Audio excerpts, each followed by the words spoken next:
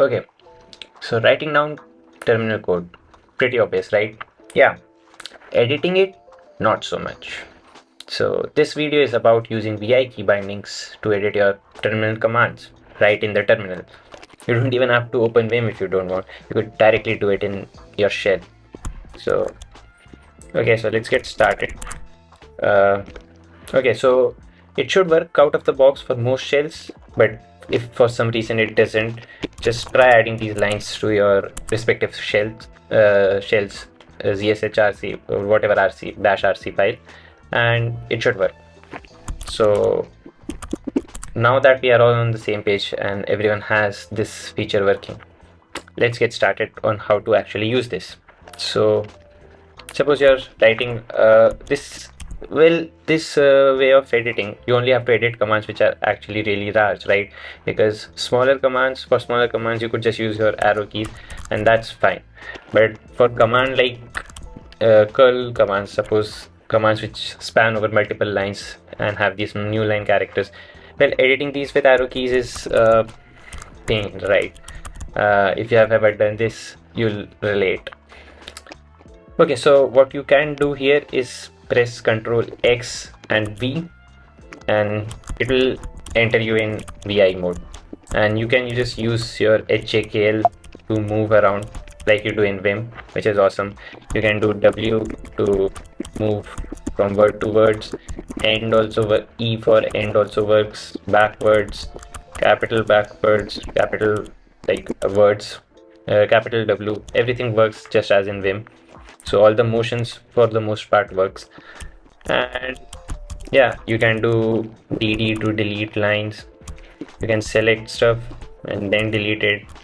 You can use U to undo.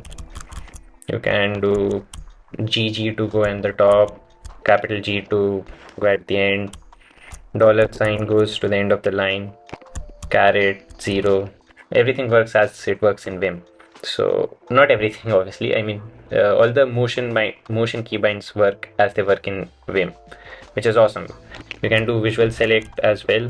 So yeah, I already talked about that. And then escape to get back to normal mode, and I to go in insert mode.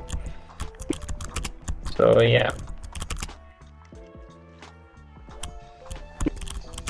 everything works and this is awesome.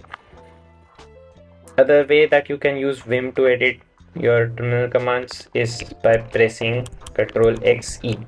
Now for this you have to set up your environment variable called editor. So set that up, look it up on Google, it's quite simple. Editor bash. Yeah, so quite simple. Just add this to your whatever RC file and it will work.